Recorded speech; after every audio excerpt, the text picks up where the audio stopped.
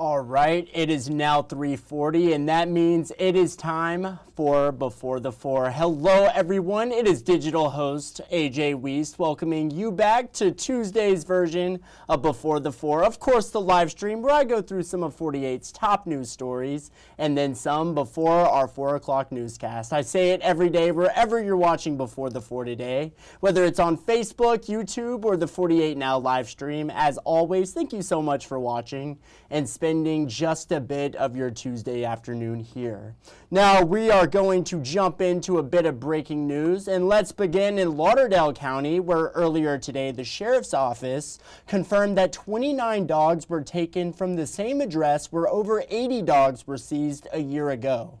The dogs were taken from a property on County Road 6. In last year's case, Teresa Kantz was charged with 82 counts of cruelty to animals, but she later agreed to surrender the animals and the case was dismissed. Now, as part of that settlement agreement, she also needed to give permission to authorities to search her property without needing a warrant. It is now confirmed that Kantz is connected to today's seizure.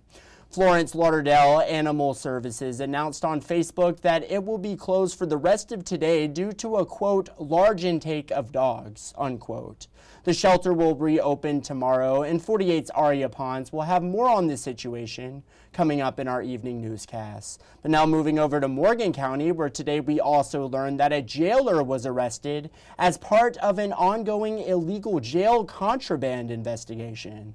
Officials say Morgan County Jail Corporal Kimberly Woodruff was arrested and charged with promoting prison contraband in the 3rd degree. She was booked into the Morgan County Jail on a $300 bond. And Faith Delp will be following this situation coming up, so make sure to stick around. But now we got to talk about that weather, a hot one so far today, but we're expecting some scattered thunderstorms across the Tennessee Valley this afternoon as well. Let's turn over to 48 First Alert Chief Meteorologist Brad Travis for what we need to know. Brad? Oh, good afternoon, everybody. We've got great looking weather beyond today. And most of the rough weather will be out of here by about 8 o'clock this evening. We do have a strong thunderstorm. The Weather Service put a severe thunderstorm warning out. We'll watch some wind up there near Winchester. Right now, Huntsville, it's very warm. It's 90 degrees. There's a look at the radar. Again, this is as of 3:15 this afternoon. Fairly strong thunderstorm near Timms Ford Lake. Again, I'm thinking winds probably closer to 40 miles per hour with this. Maybe some pea-sized hail and a little bit of lightning. So overall, not an impressive setup here for severe weather. A few strong storms as we roll on into the evening hours. Late afternoon, we'll call it around 5 o'clock. 90 in Athens, 89 in Muscle Shoals. So a hot day. Grilling forecast, a few isolated thunderstorms this evening, a few of which could be on the strong side. But again, I don't expect any severe weather. May have some lightning strike trees and things like that, and winds perhaps up to 40 miles an hour. A 3-day forecast, 89 Wednesday, 90 on Thursday, then 93 Friday. As far as Friday goes, that is the 4th of July.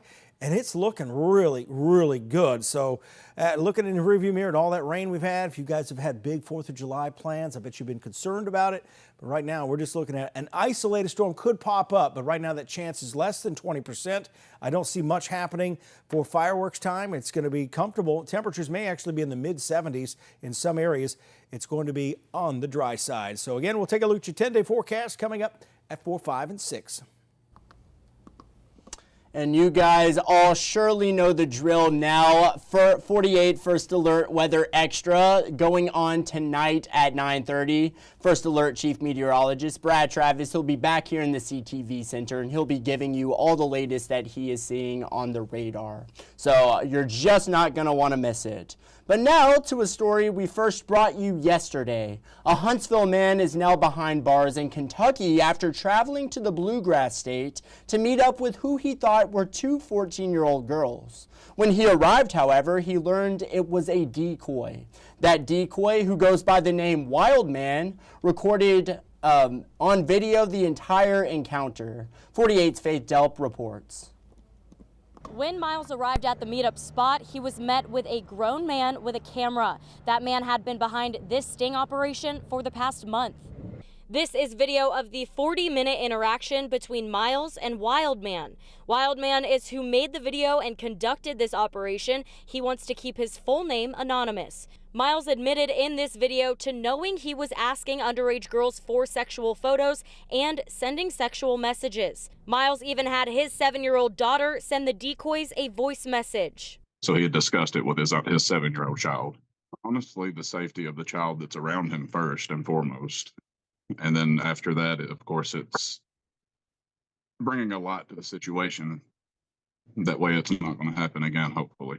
In this specific case, all of this back and forth was done on Facebook, and Wildman worked directly with the police department in Kentucky. Wildman says more often than not, if you are a predator messaging an underage girl, it's most likely not an underage girl. Things like this happen every single day. It's a very, very big issue in the United States right now. As far as the predators go, you better watch who your messages online, because it could be somebody like us.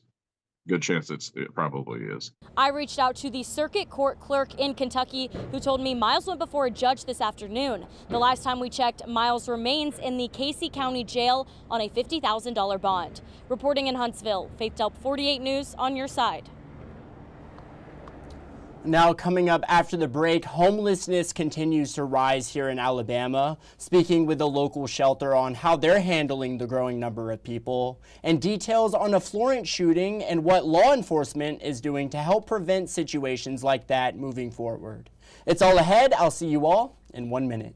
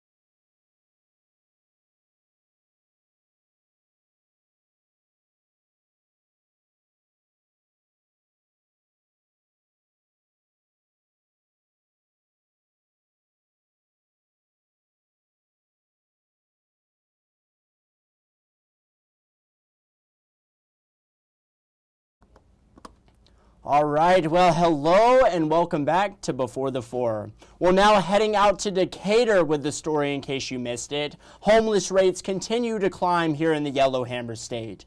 Between 2023 and 2024, homelessness rose to a staggering 40% statewide, and it continues to climb here in the Tennessee Valley as well. 48's Callie Neese recently spoke with leaders at Hands Across Decatur, a day shelter that helps the unhoused population get back on their feet, and has more.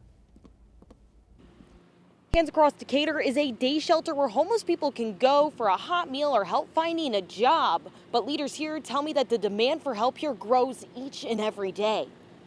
We really can't prepare for it. When it happens, it happens.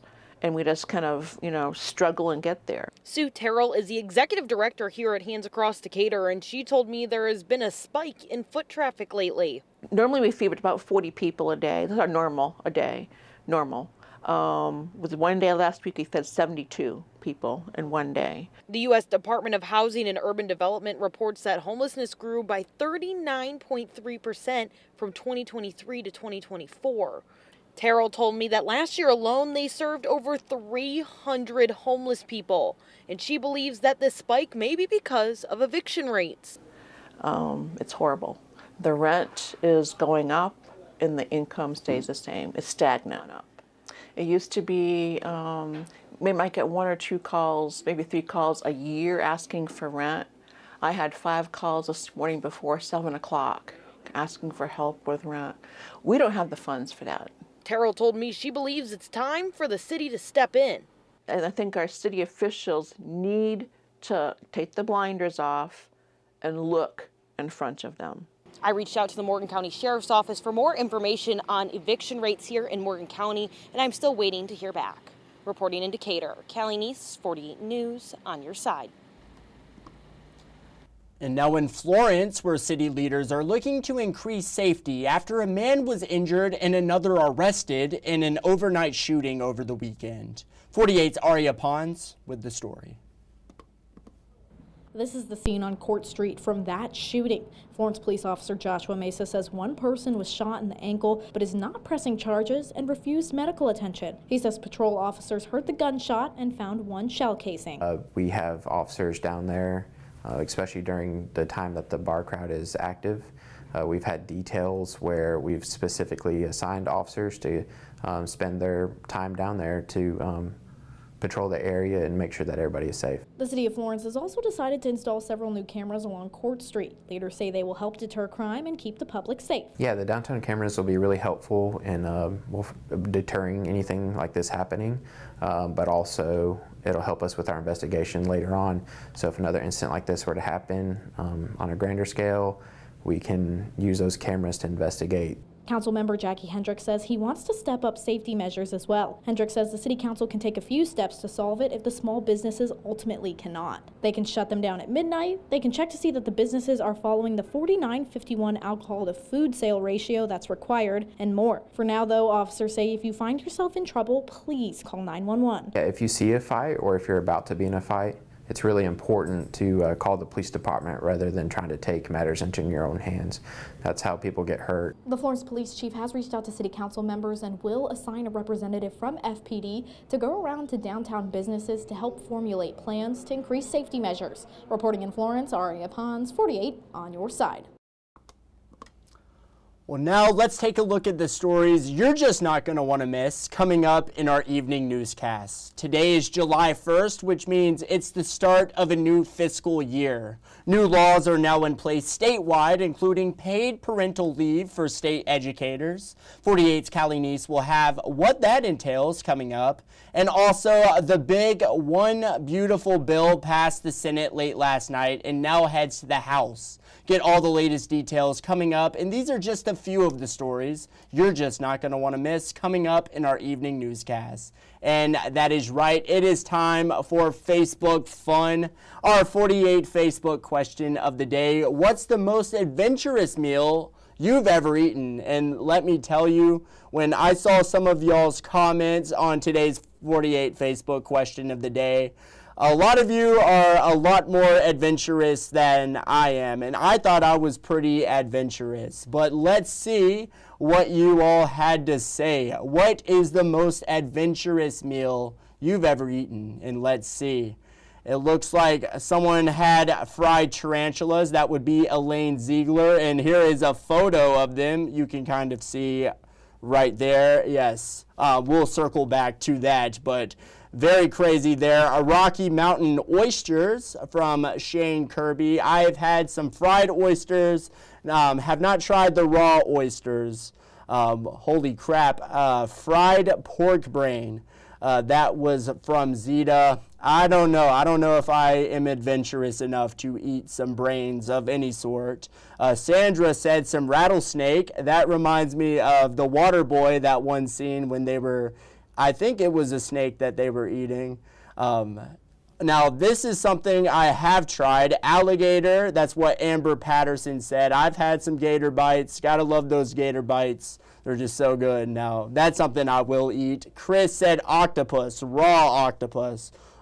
Leave that out of here. Nope, I am not getting that. Angie said some frog legs. Have not had that either. That is very interesting. And here is that photo again, right there, the fried tarantulas. More power to you, Elaine. Could not be me. Let me tell you, holy crap. You all are very, very adventurous eaters, it looks like.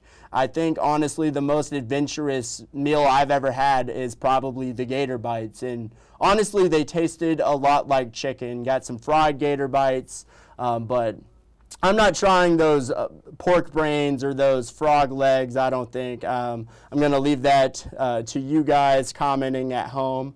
But thank you so much for commenting on today's 48 Facebook question of the day. It always makes my day seeing y'all's comments and interacting with you all.